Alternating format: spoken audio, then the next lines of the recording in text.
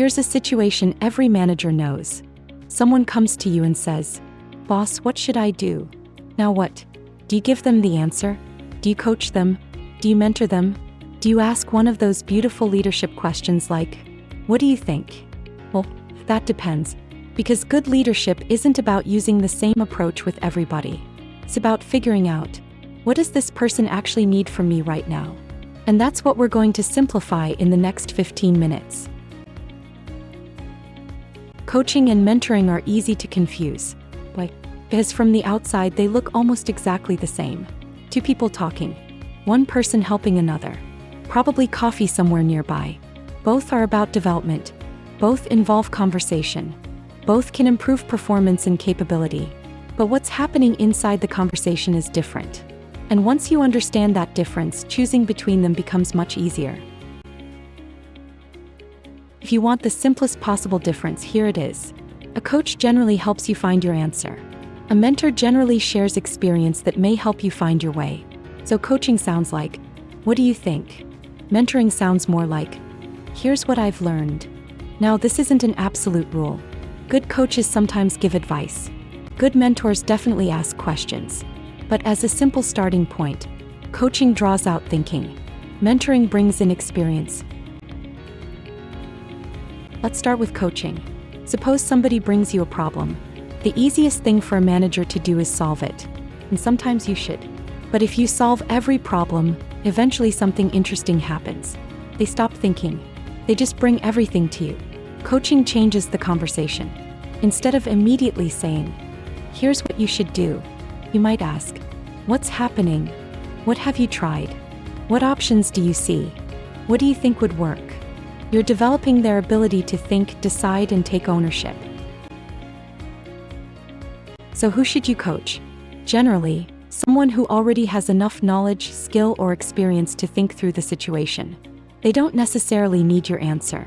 They need help finding theirs. Maybe they're struggling with a decision. Maybe their confidence is low.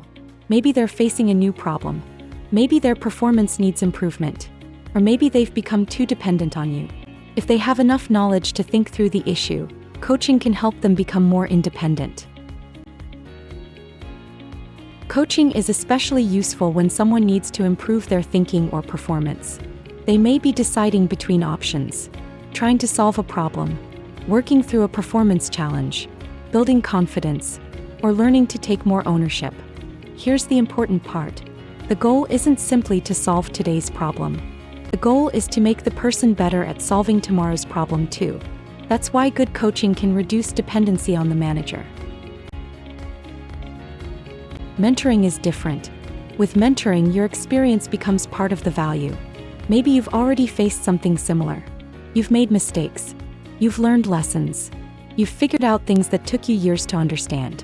Instead of making someone discover every lesson the hard way, you can share perspective.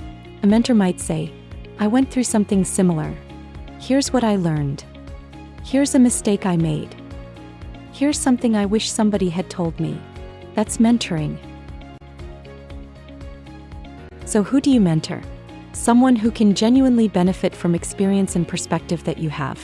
It could be a newly promoted supervisor, a high potential employee, someone preparing for a future role, someone navigating a career decision, or a manager encountering leadership situations they've never experienced before.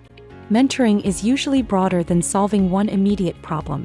You're helping the person understand the road ahead, and hopefully avoid a few potholes you've already fallen into.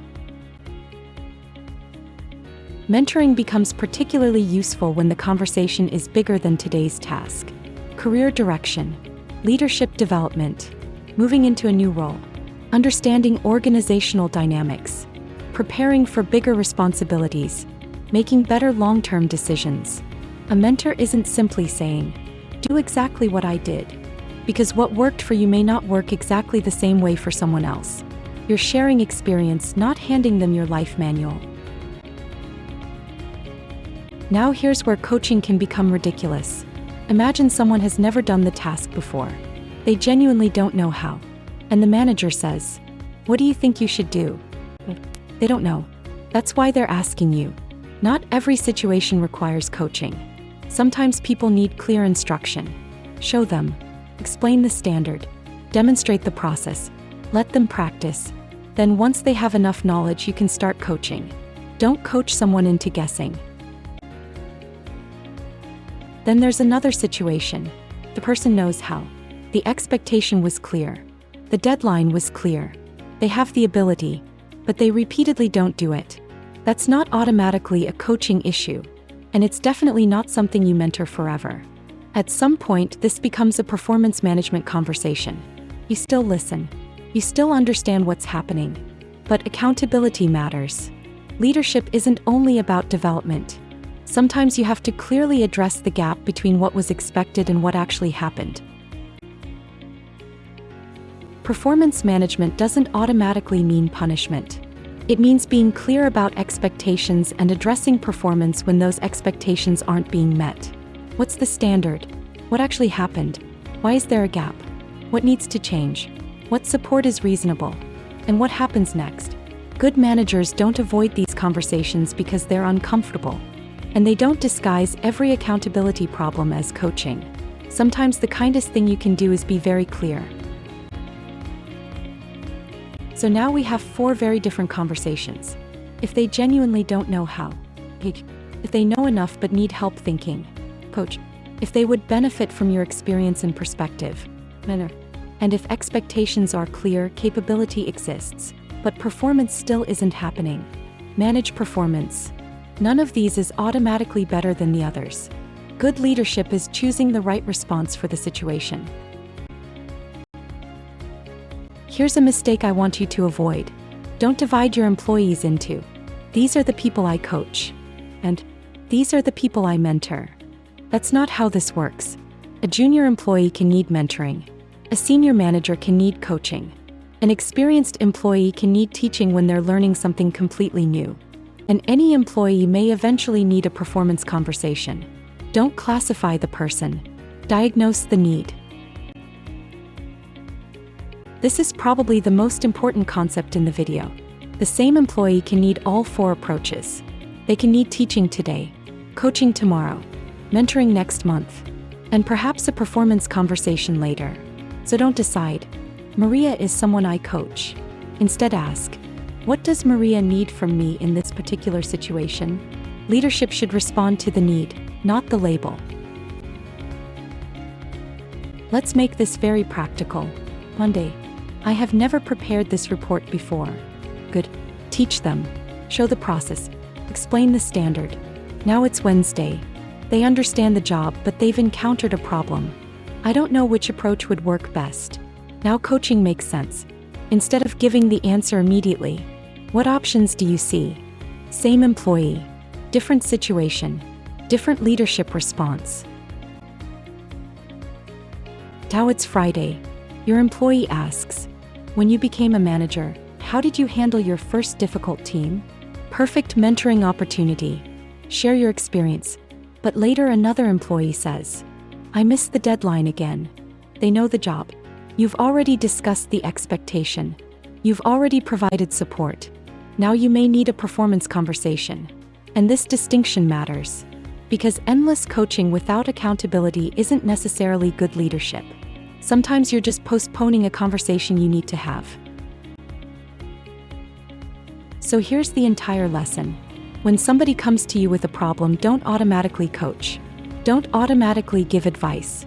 And don't automatically turn everything into a performance issue. Ask yourself, what does this person need from me right now? Do they genuinely not know how? Do they know enough but need help thinking? Coach, would your experience and perspective help them grow? Mentor, do they know what's expected but repeatedly aren't delivering? Manage the performance. The same person may need different things from you at different times. And that's really the skill.